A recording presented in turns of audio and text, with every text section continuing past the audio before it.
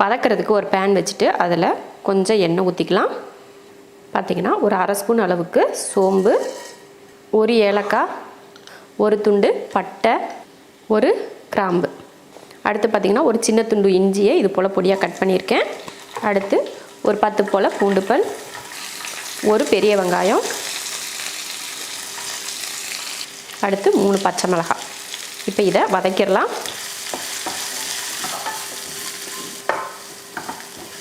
வெங்காயம் பச்சை மிளகாயெல்லாம் இந்த அளவுக்கு நல்லா வதங்கினதுக்கப்புறமா இதில் ஒரு கைப்பிடி அளவுக்கு தேங்காய் போட்டு லைட்டாக வதக்கிடலாம். அவ்வளோதான். தேங்காய் போட்டுட்டு ரொம்ப நேரம்லாம் வதக்க வேணாம், சும்மா அந்த சூட்டில் கொஞ்சம் நேரம் வதக்கி விட்டுட்டு இப்போ அடுப்பை ஆஃப் பண்ணிடலாம். நல்லா ஆறிடுச்சு. இப்போ மிக்ஸி ஜாருக்கு மாற்றிக்கலாம். பாருங்கள், மசாலா வதக்கணும் இல்லையா, அதை வந்து அரைச்சி எடுத்தாச்சு. தாளிக்கிறதுக்கு எண்ணெய் ஊற்றிடலாம். எண்ணெய் காஞ்சதுமே கொஞ்சமாக சோம்பு, பிரிஞ்சி இலை, ஒரு கிராம்பு, ஒரு ஏலக்காய், ஒரு துண்டு பட்டை, அடுத்ததாக பார்த்திங்கன்னா ஒரு பெரிய வெங்காயம்,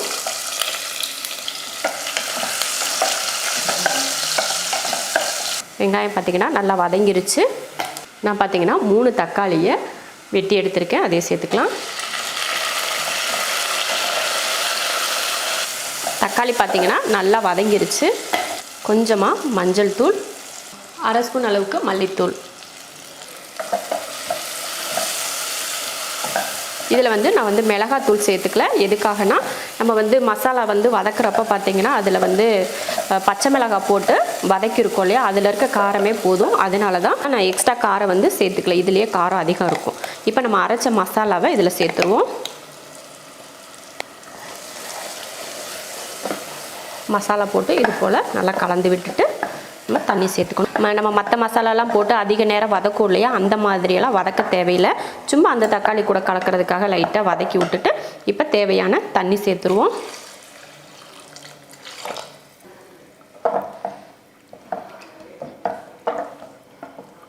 அவ்வளோதான். பாருங்கள், இந்த அளவுக்கு நமக்கு தண்ணி போதும். தேவையான அளவுக்கு உப்பு. இப்போ மூடி வச்சிடலாம். ஒரு 4லேருந்து ஒரு 5 நிமிஷத்துக்கிட்ட வேக வச்சுக்கிட்டா போதும். அருமையாக குருமா ரெடி ஆயிடுச்சு பாருங்கள். இந்த மாதிரி கொஞ்சம் தண்ணியாக இருந்தால் தான் நம்ம இட்லியில் நல்லா அப்படியே கலந்து சாப்பிட்றதுக்கு நல்லாயிருக்கும். இறக்கிறதுக்கு முன்னாடி கொஞ்சம் கருவேப்பிலையும் மல்லித்தலையும் தூக்கிட்டு இப்போ அடுப்பை ஆஃப் பண்ணிடலாம். சூப்பராக வந்து குருமா ரெடி ஆயிடுச்சு. அதுக்கு வந்து நம்ம வந்து இட்லி பண்ணியிருக்கோம்.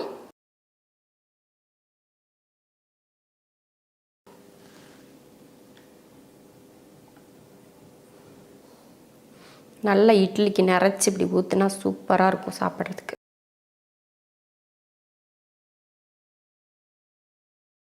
ஒரு கடாய் வச்சு ஒரு 2 ஸ்பூன் அளவுக்கு எண்ணெய் விட்டுக்கலாம்.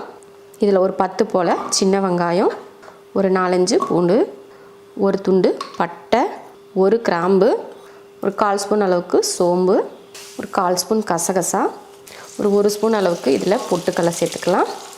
சேர்த்துட்டு வறுத்துருவோம். வதங்கினதுக்கப்புறமா 3 தக்காளி வெட்டியிருக்கேன், அதை சேர்த்துடலாம். கொஞ்சம் இதில் கருவேப்பிலையை சேர்த்து லைட்டாக போட்டு வதக்கலாம். நல்ல மணமாக இருக்கும். இறக்க போகிறதுக்கு முன்னாடி ஒரு 2 ஸ்பூன் குழம்புத்தூள் இல்லைன்னா சாம்பார் தூள் சேர்த்துக்கலாம். நான் வந்து குழம்புத்தூள் தான் சேர்க்குறேன். ஒரு 2 ஸ்பூன் அளவுக்கு சேர்த்துக்கிட்டால் போதும். அவ்வளோதான். இப்போ அடுப்பை ஆஃப் பண்ணி இதை ஆற வச்சுட்டு அரைச்சி எடுத்துக்கலாம். வதக்கின மசாலா அரைச்சாச்சு. ஒரு கடாய் வச்சுட்டு எண்ணெய் ஊற்றிக்கலாம். கொஞ்சம் கடுகு பொரிஞ்சதும் கருவேப்பிலை, அடுத்து ஒரு பெரிய வெங்காயம், ஒரு 3 பல் பூண்டு, 2 பச்சை மிளகாய் வதக்கிடுவோம். வெங்காயத்தை இது போல் நல்லா கருக விடாமல் வதக்கிக்கணும். நல்ல ஒரு பச்சை வாடை போன அந்த பக்குவத்துக்கு வதக்கிட்டு இப்போ நம்ம அரைச்சிருக்க மசாலா இதில் சேர்த்துடலாம். போட்டுட்டு இந்த வெங்காயத்து கூட இந்த மசாலாவே நல்லா வதக்கிடுவோம். இந்த மாதிரி வதக்குனதுக்கப்புறமா மிக்ஸி ஜார் கழுவி நான் தண்ணி ஊற்றிக்கிறேன். தேவையான உப்பு, குழம்புக்கு எவ்வளோ தண்ணி வேணும் அப்படின்னு பார்த்துட்டு நம்ம சேர்த்துக்கலாம். தண்ணி கொஞ்சம் அதிகமாகவே நான் சேர்த்துருக்கேன். ஏன்னா நம்ம வந்து பொட்டுக்கடலையெல்லாம் போட்டிருக்கோம் இல்லையா, அதனால் கொஞ்சம் கெட்டியாகும். அதனால் பார்த்துட்டு சேர்த்துக்கோங்க. இப்போ ஒரு 5 நிமிஷத்துக்கு வேகட்டும், அதுக்கப்புறம் எடுத்துக்கலாம். இதுக்கப்புறம் இதில் எதுவுமே சேர்க்க தேவையில்லை. உப்பு மட்டும் நீங்கள் சரி பார்த்துக்கோங்க.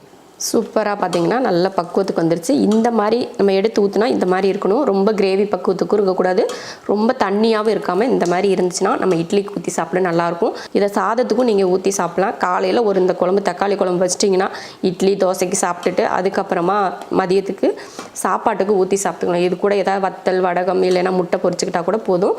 அவ்வளோ அருமையான ஒரு குழம்பு, நல்ல மணமாக இருக்கும். இறக்குறதுக்கு முன்னாடி கொஞ்சம் மல்லித்தலையை தூவிட்டு அடுப்பை ஆஃப் பண்ணிக்கலாம்.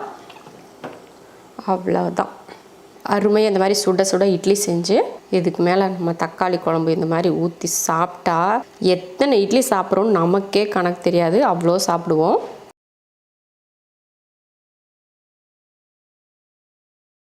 இந்த டம்ளரில் 1 டம்ளர் துவரம்பருப்பு, ஒரு 2 ஸ்பூன் அளவுக்கு பாசிப்பருப்பு, 1 கேரட்டு தோல் சீவிட்டு எடுத்து வச்சுருக்கேன், அதையே சேர்த்துடலாம். நல்லா சின்னதாகவே வெட்டியிருக்கேன். 4 பூண்டு, 1 வெங்காயம், பெரிய வெங்காயம் தான் போட்டிருக்கேன், 1 பெரிய வெங்காயம், ஒரு 10 போல் வெந்தயம், அடுத்து மஞ்சள் தூள். இப்போ தண்ணி ஊற்றி குக்கர் மூடி போட்டு வேக வச்சுக்கலாம். 3 விசில் விட்டு வேக வச்சா போதும். பருப்பு வேக வச்சு எடுத்தாச்சு. இப்போ பார்த்திங்கன்னா பருப்பை வந்து மசிச்சுக்கலாம். நம்ம இந்த பருப்பு மசிக்கிறப்பையவும் இந்த நம்ம கேரட் கட் பண்ணி போட்டுக்கோம்னா அதுவும் நல்லா மசிஞ்சிரும். ஏன்னா அது நல்லா குக்கரில் வேக வச்சதுனால நல்லா குலைவாக தானே இருக்கும். அதனால் பாசிப்பருப்பும் சேர்த்து வேக போட்டோம்னா நல்லா அந்த கொழப்பாக இருக்கும் சாம்பார். அதுக்காக தான் கொஞ்சம் பாசிப்பருப்பு சேர்த்து போடுறது. துவரம்பருப்பு கூட இந்த மாதிரி டிஃபன் சாம்பார்லாம் செய்கிறதுக்கு பார்த்தீங்கன்னா நீங்கள் கொஞ்சம் பாசிப்பருப்பு வேக வச்சிட்டிங்கன்னா சாம்பார் வந்து நல்ல கொழப்பாகவும் இருக்கும், உங்களுக்கு சாப்பிட்றதுக்கு டேஸ்ட்டாகவும் இருக்கும். அவ்வளோதான். இப்போ மசிச்சாச்சு. கேரட் வந்து 1-2 மசியாமல் இருந்தாலும் பரவாயில்ல இந்த மாதிரி. அவ்வளோதான். இப்போ தாளிச்சிடலாம். எண்ணெய் ஊற்றிடலாம். எண்ணெய் காஞ்சதுமே கடுகு பொரிஞ்சதுமே 2 பெரிய வெங்காயம், கொஞ்சம் கருவேப்பிலை,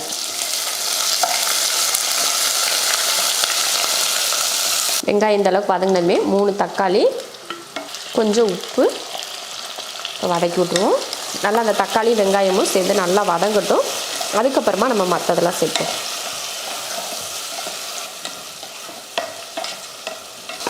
வெங்காயம் தக்காளி நல்லா வதங்கினதுக்கப்புறமா 1 ஸ்பூன் சாம்பார் தூள், ஒரு 1/4 ஸ்பூன் மிளகாத்தூள், 1/2 ஸ்பூன் மல்லித்தூள், கொஞ்சமாக மஞ்சள் தூள்.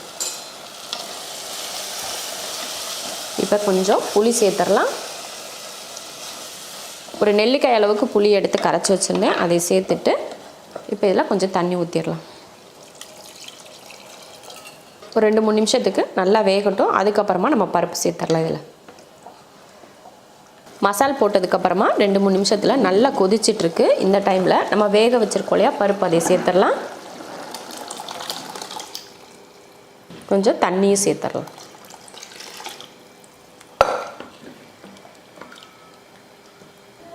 தேவையான உப்பு போட்டு கலந்தலாம். நல்லா ஒரு 5 நிமிஷத்துக்கு நல்லா கொதிக்கட்டும். அதுக்கப்புறம் எடுத்து பார்க்கலாம்.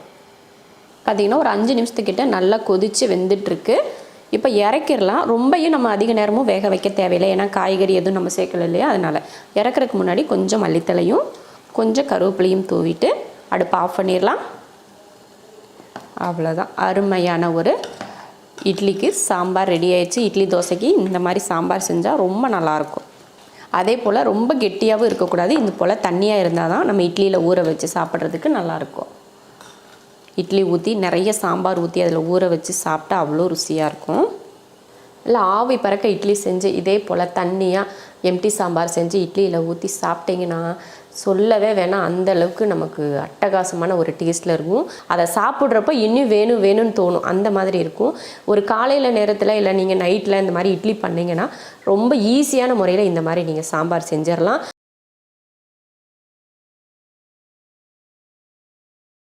முன்னாடியே பார்த்தீங்கன்னா நான் 150 கிராம் அளவுக்கு கடலைப்பருப்பை ஊற வச்சுட்டேன். கிட்டத்தட்ட ஒரு 1 மணி நேரம் 1.5 மணி நேரம் ஊறிடுச்சு. இப்போ இதை அரைக்கணும். நம்ம அதுக்கு 1/4 ஸ்பூன் அளவுக்கு சோம்பு, அதில் கொஞ்சம் 2-3 கருவேப்பிலை, ஒரு பச்சை மிளகாய், ஒரு பூண்டு. நான் வந்து வடகறிக்கு இந்த மாதிரி தான் மசால் போடுவேன். நீங்கள் வந்து என்னென்னா வெறும் பருப்பு கூட அடைச்சி போடுவீங்களா இருக்கும். நான் வந்து இந்த மாதிரி போடுவேன். ஒரு டைம் இது போல் ட்ரை பண்ணுங்கள், ரொம்ப நல்லாயிருக்கும். இப்போ இதை வந்து கொரகொரப்பாக அரைச்சி எடுத்துடுறேன். இது போல் கொரகொரப்பாக அரைச்சாச்சு. அதை ஒரு பவுலில் மாற்றிட்டு இப்போ கொஞ்சம் தேவையான உப்பு போட்டுக்கலாம். அதிகமாக உப்பு வேணால், சும்மா லைட்டாக உப்பு போட்டுக்கோங்க. நான் வந்து உப்பு போட்டு கலந்துட்டேன். இதில் நான் ஏன் சோம்பு, கருவேப்பிலை, பச்சை மிளகாலாம் போட்டேன்னா கடைசியாக போட்டு நம்ம வடகரியில் கிளறப்போ நல்ல மணமாக இருக்கும்.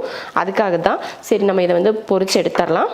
நான் இது வந்து முன்னாடியே வடை பொரிச்ச எண்ணெய் தான், அதனால் அப்படியே போட்டுக்கிறேன். இதுலையே சும்மா அந்த மாதிரி எடுத்து குட்டி குட்டியாக அந்த மாதிரி எடுத்து இப்படி போட்டுக்கோங்க. வடை மாதிரியெல்லாம் தட்டணும்னு இல்லை, இது வேக வைக்கிறதுக்காக தான் இது பொரிக்கிறோம். அதே போல் ரொம்ப மொறுமொறுன்னு நல்லா கருகிற மாதிரியெல்லாம் வேக வச்சிட வேண்டாம். சும்மா லைட்டாக அந்த கலர் மாறாத அளவுக்கு நம்ம வறுத்து எடுத்துக்கலாம்.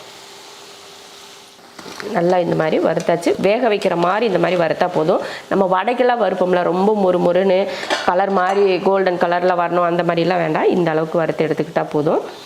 இப்போ எண்ணெயை வடிச்சிட்டு எடுத்துடலாம். நம்ம வடைக்கு ஊற வச்சாலும் கொஞ்சம் பருப்பு எடுத்து இந்த மாதிரி வடகரிக்கு யூஸ் பண்ணிக்கலாம். மீதியான வடை இருந்தால் கூட சரி, அதில் வந்து நம்ம இந்த மாதிரி வடகரி செஞ்சுக்கலாம்.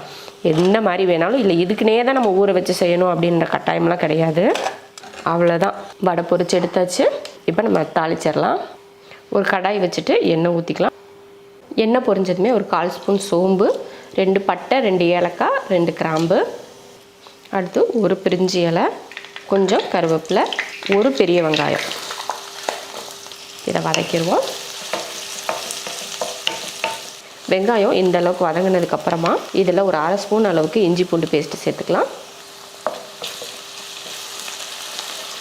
இஞ்சி பூண்டு பேஸ்ட்டு போட்டு நல்லா இந்த மாதிரி வதக்கினதுக்கப்புறமா 2 தக்காளி, பெரிய தக்காளியாக இருந்தால் 1 சேர்த்துக்கோங்க, சின்னதாக இருந்தால் 2.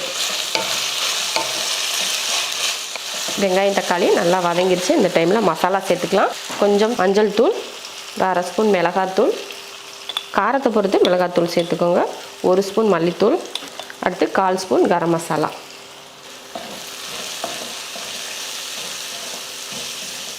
இந்த மாதிரி மசாலா போட்டு நல்லா இந்த மாதிரி வதக்கினதுக்கப்புறமா கொஞ்சமாக தண்ணி ஊற்றிடலாம்.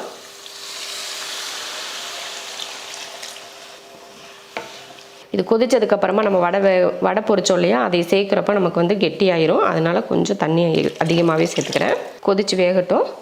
நம்ம தாளித்து விட்டு நல்லா மசால் வடையெல்லாம் போயிடுச்சு. தேவையான அளவு கொஞ்சம் உப்பு போட்டுட்டு இந்த டைமில் நம்ம பொரிச்சு வச்சுருக்க வடையை இதில் சேர்க்கணும். அதை வந்து நம்ம இந்த மாதிரி இருக்குது சின்ன சின்னதாக அந்த மாதிரி உடச்சி எடுத்துக்கலாம். வடையை வந்து நல்லா இந்த மாதிரி பொடிப்படியாக உதுத்து எடுத்துகிட்டு அதை இதில் சேர்த்துடலாம். சேர்த்துட்டு இப்போ கலந்து விட்டுருவோம்.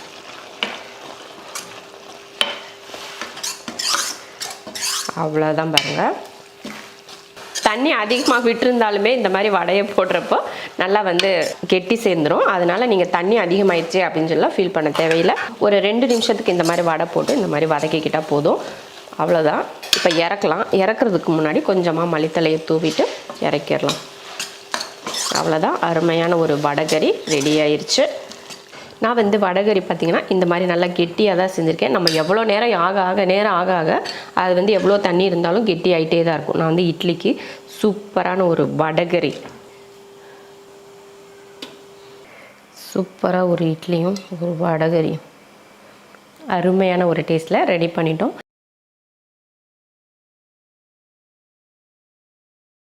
நான் வந்து இதில் ஒரு 1/2 டம்ளர் அளவுக்கு பாசிப்பருப்பு எடுத்திருக்கேன். அதை கழுவிட்டு எடுத்து வச்சுருக்கேன். அது கூட ஒரு பெரிய உருளைக்கிழங்க தோல் சீவிட்டு நான் சேர்த்துக்கிறேன். தேவையான தண்ணி நல்லா 2 முங்கி வேகிற அளவுக்கு. அடுத்து மஞ்சள் தூள். ஒரு 4 விசில் விட்டு ஆஃப் பண்ணிக்கலாம். கடாய் வச்சு எண்ணெய் ஊற்றிடலாம். 2 பட்டை, 2 ஏலக்காய், 2 கிராம்பு, ஒரு அன்னாச்சிப்பூ, ஒரு பிரிஞ்சி இலை, கொஞ்சமாக சோம்பு. பொரிஞ்சதுமே 2 பெரிய வெங்காயம், கொஞ்சம் கருவேப்பிலை.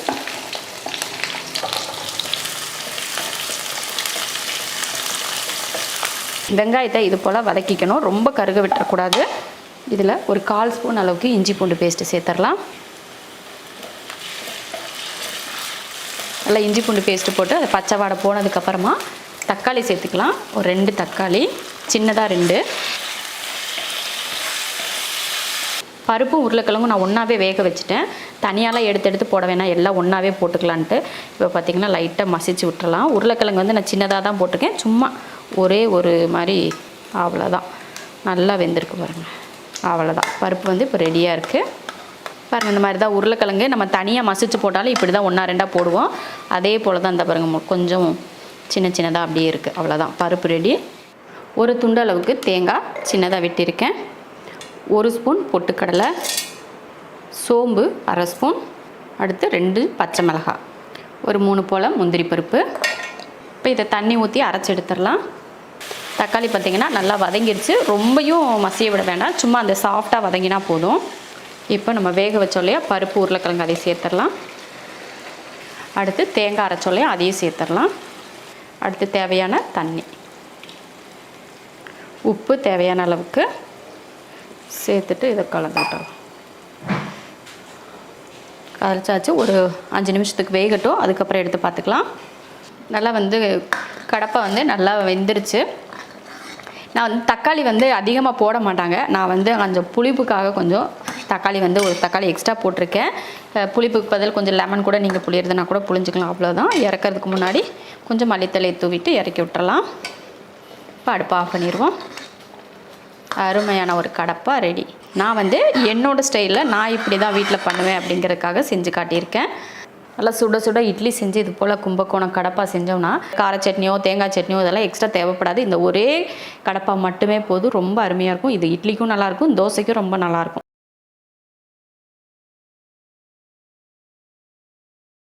150 கிராம் சின்ன வெங்காயம், அப்புறம் இது போல் சின்ன பூண்டாக இருக்கனால ஒரு 20லேருந்து ஒரு 30 கிட்ட சின்ன பூண்டு பல் எடுத்திருக்கேன். அப்புறம் இஞ்சி துண்டு பார்த்திங்கன்னா பூண்டு விட கம்மியாக இருக்கிற மாதிரி இஞ்சி துண்டு எடுத்துக்கோங்க. நான் ஒரு 2 இன்ச் அளவுக்கு எடுத்து தோலை சீவிட்டு வெட்டியிருக்கேன். இதை சேர்த்துடலாம். இதை அரைச்சி எடுத்துருவோம். வெங்காயம் இஞ்சி பூண்டு பேஸ்டெல்லாம் அரைச்சாச்சு. தாளிக்கிறதுக்கு குக்கரில் எண்ணெய் ஊற்றிக்கலாம். எண்ணெய் நல்லா காஞ்சதுக்கப்புறமா நம்ம அரைச்ச பேஸ்ட்டை சேர்த்துடலாம். இஞ்சி பூண்டு வெங்காயம் அரைச்சி போட்டாலே அது நல்லா வதங்கிருச்சு. இந்த டைமில் நம்ம மட்டன் சேர்த்துக்கலாம். நான் 1/2 கிலோ மட்டன் க்ளீன் பண்ணி எடுத்திருக்கேன், அதை சேர்த்துக்கலாம்.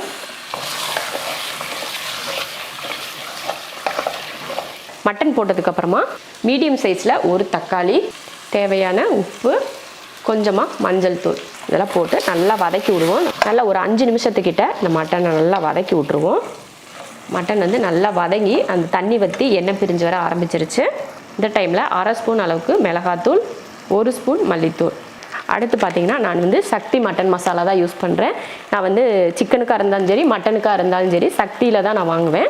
அதுதான் இப்போ போட போகிறேன். இதில் ஒரு 25 கிராம் அளவுக்கு நம்ம சேர்த்துக்கிட்டால் போதும். நான் இது பெரிய பாக்கெட் அப்படிங்கிறதுனால நான் 2-3 தடவை செஞ்சுட்டேன், மீதி இருக்கிறத சேர்த்துக்கிறேன். மசாலாலாம் போட்டு நல்லா வதக்கி விட்டுருவோம். நம்ம இதில் தேங்காயெல்லாம் நம்ம அரைச்சி ஊற்ற மாட்டோம், அப்படியே வேக வச்சு எடுக்கிறது தான். இது போல் நல்லா அந்த மட்டன் கூட சேர்த்து கொஞ்சம் நேரம் நல்லா வதக்கி விட்டுறணும். மறுபடியும் அந்த ஒரு 5 நிமிஷத்துக்கிட்ட மட்டனை வதக்கணும். மறுபடியும் ஒரு 2 நிமிஷம் மசாலாலாம் போட்டுட்டு ஒரு வதக்கணும்னா நல்லா அந்த மசால் மட்டனில் பிடிக்கும். நல்லா வதக்கியாச்சு பாருங்கள். இந்த டைமில் தண்ணி சேர்த்துடலாம். உப்பு பத்தலைன்னா கொஞ்சம் உப்பு சேர்த்துட்டு குக்கர் மூடி போட்டுடலாம். 5 விசில் விட்டு ஆஃப் பண்ணிக்கலாம். மட்டன் குழம்பு வேக வச்சு நல்லா வெந்துடுச்சு. இது இப்படியே எடுக்க வேண்டாம், இன்னும் கொஞ்சம் நேரம் ஒரு 5 நிமிஷம் 10 நிமிஷத்துக்கு கொதிக்க வச்சோம்னா நல்லா அந்த பச்சை வாடையெல்லாம் போயிட்டு நல்லாயிருக்கும். அதனால் மறுபடியும் வேக வச்சுக்கலாம். இந்த டைமில் கொஞ்சமாக மல்லித்தலை போட்டுடலாம். அதிகமாக வேணால் லைட்டாக சேர்த்துக்கிட்டால் போதும். நான் இதில் கருவேப்பிலை சேர்த்துக்கவே இல்லை, ஏன்னா நான் கடைசியில் தாளிச்சிக்கலாம் அப்படின்றதுக்காக தான் கருவேப்பிலை சேர்க்கல. கடைசியில் கொஞ்சம் ஒரு தாளிப்பு எடுத்து தாளிச்சிக்கலாம். நல்லா ஒரு 10 நிமிஷத்துக்கிட்ட குழம்பு நல்லா வேக வச்சாச்சு. நம்ம கறி வேகாமல் இருந்திருந்தால் கூட அந்த 10 நிமிஷத்தில் நல்லா வெந்து வந்துடும். 1/2 கிலோ கறி அப்படிங்கிறதுனால கறி இருக்கிறதே தெரியல, குழம்பு மட்டும் நிறையா இருக்குது. இந்த மாதிரி தண்ணி குழம்பு செஞ்சால் நல்லாயிருக்கும் அப்படின்னு சொல்லி மாமாவுக்கு பிடிக்கும், அதனால தான் தண்ணி குழம்பு இட்லிக்கும் இதுக்கும் சேர்த்து. இப்போ இறக்கி வச்சிடலாம். இறக்கி வச்சுட்டு ஒரு தாளிக்கிறதுக்கு ஒரு இது வச்சிடலாம், கரண்டி. தாளிக்கிறதுக்கு கொஞ்சம் எண்ணெய், கொஞ்சம் லாஸ்ட்டில் இந்த மாதிரி மட்டன் குழம்புக்கு நம்ம தாளித்து ஊற்றினோம்னா ரொம்ப நல்லாயிருக்கும். நம்ம முன்னாடி குழம்பு தாளிக்கிறதுக்கு பார்த்திங்கன்னா பட்டை கிராம்பு இதெல்லாம் போட்டு தாளிக்கலை. இன்ஸ்டன்ட் மசாலா போடுறப்போ அதிகமாக நம்ம பட்டை கிராம்பு போட்டு தாளித்தோம்னா அது ரொம்ப மனம் தூக்கலாக இருக்கும் அப்படின்றனால முதல்ல போட்டு தாளிக்கல. கடைசியிலையும் தாளிக்கிறதுக்கு பார்த்திங்கன்னா ஒன்று தான், ஒரு கிராம்பு, ஒரு ஏலக்காய், ஒரு துண்டு பட்டை, இவ்வளோ தான். அடுத்து இதில் போட்டு முன்னாடி கருவேப்பிலையும் பார்த்திங்கன்னா முதல்லே சேர்த்துக்கல, இப்போ தான் சேர்க்க போகிறேன். கருவேப்பிலை சேர்த்து இப்போ ஊற்றிடலாம். ஊற்றின உடனே மூடி வச்சிடணும். சூப்பரான ஒரு டேஸ்ட்டில் நம்ம மட்டன் குழம்பும் இட்லியும் செஞ்சிட்டோம்.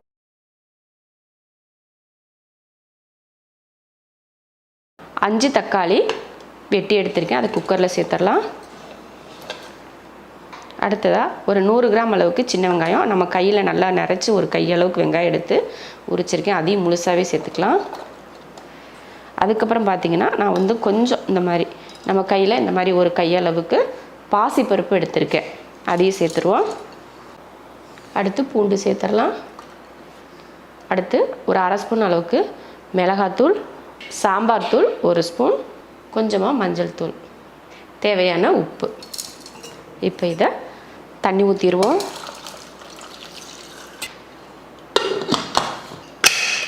ஒரு 2 விசில் விட்டு ஆஃப் பண்ணிக்கலாம்.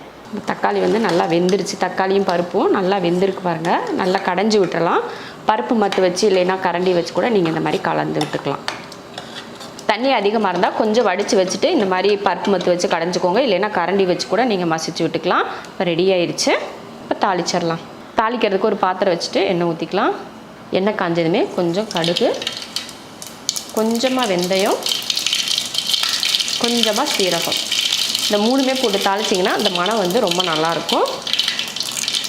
அடுத்து கொஞ்சம் கருவேப்பிலை, சின்ன வெங்காயம் நம்ம போட்டு பருப்பு, அது தக்காளி பருப்பு கூட சேர்த்து கொஞ்சம் வேக வச்சுருக்கோம். தாளிக்கிறதுக்கு அதிக தேவையில்லை, லைட்டாக கொஞ்சமாக போட்டுக்கிட்டிங்கன்னா போதும். வெங்காயம் ரொம்ப வதக்க வேணாம், அந்த பச்சை வடை போகிற வரைக்கும் வதக்கினா போதும். இப்போ நம்ம கடைஞ்சி வச்சுருக்கதை ஊற்றிடலாம். அடுத்து கொஞ்சம் உப்பு சேர்த்துக்கலாம். நம்ம அதை வேக வைக்கிறப்போ உப்பு சேர்த்துருந்தோம், பத்தலைன்னா இன்னும் கொஞ்சமாக உப்பு சேர்த்துட்டு கலந்து விட்டுறலாம். ரொம்ப தண்ணியாக இருந்துச்சுன்னா 1 ஸ்பூன் அளவுக்கு நான் பொட்டுக்கல்லையை பவுட்ரு பண்ணி எடுத்திருக்கேன். அதை தண்ணி ஊற்றி கலந்துருவோம். இந்த மாதிரி கலந்து ஊற்றிட்டிங்கன்னா ரொம்ப தண்ணியாக இருந்தாலும் ஓரளவுக்கு கெட்டி பக்குவத்துக்கு வந்துடும். அதுக்காக தான் பாருங்கள், இந்த அளவுக்கு தண்ணியாக இருக்கிறதுனால தான் நான் வந்து பொட்டுக்கல்லையை கரைச்சிருக்கேன். அதை சேர்த்துக்கலாம். நல்லா ஹை ஃப்ளேமில் வச்சு ஒரு 2லேருந்து ஒரு 3 நிமிஷத்துக்கு நல்லா கொதிக்க விட்டுட்டு அதுக்கப்புறமா இறக்கிக்கலாம். அவ்வளோதான். பார்த்தீங்கன்னா சூப்பராக ரெடி ஆயிடுச்சு பாருங்கள். இந்த மாதிரி ஒரு சாம்பார் நீங்கள் செய்யுங்க.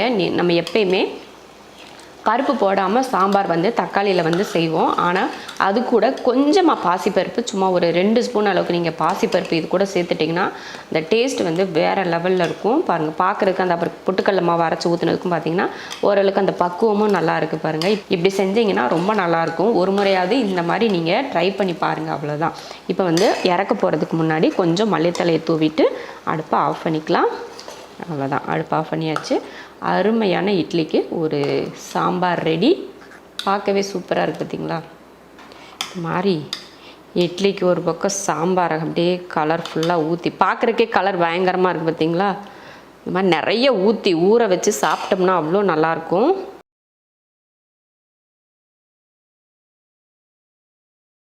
இட்லி மாவு எல்லாரும் ஒவ்வொரு விதமாக அரைப்பாங்க. நான் நம்ம வீட்டில் எப்படி இட்லி மாவு அரைக்கிறேன் அப்படிங்கிற வீடியோ தான் இப்போ நம்ம வந்து பார்க்க போகிறோம்.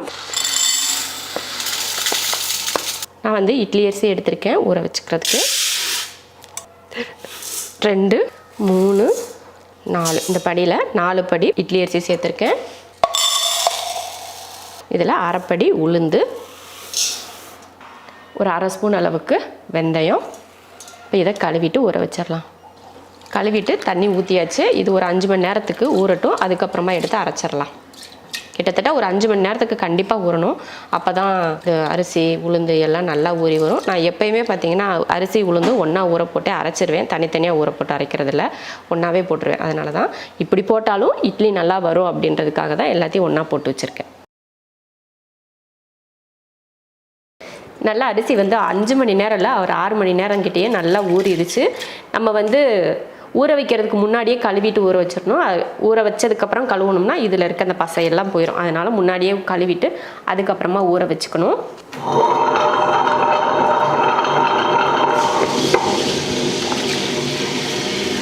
போதும். மாவு அரைச்சி எடுத்தாச்சு. உப்பு போட்டு கலந்துடலாம்.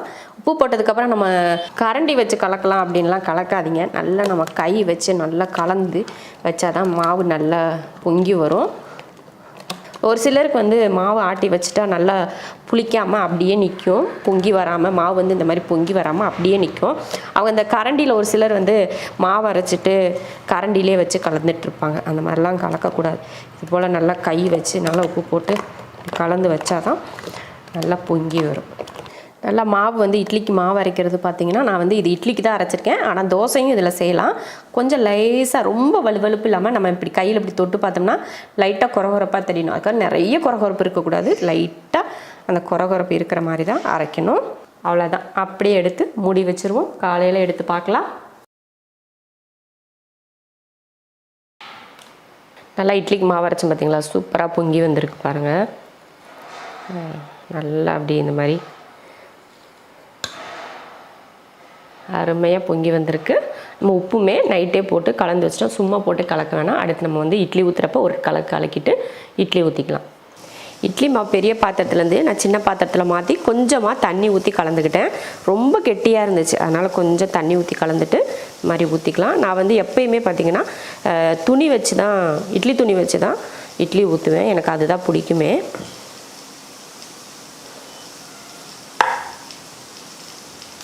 நல்லா தண்ணியை முன்னாடியே கொதிக்க வச்சுட்டு அதுக்கு மேலே இட்லி தட்டு வச்சிடலாம். சூப்பர், இட்லி வந்து வெந்துருச்சு, எடுத்துடலாம். அப்படியே நல்லா சாஃப்டாக இருக்குது இட்லி. சூடாக இருக்கிறதுனால பிச்சு காட்ட முடியல, அதனால் அருமையான ஒரு இட்லி செஞ்சாச்சு.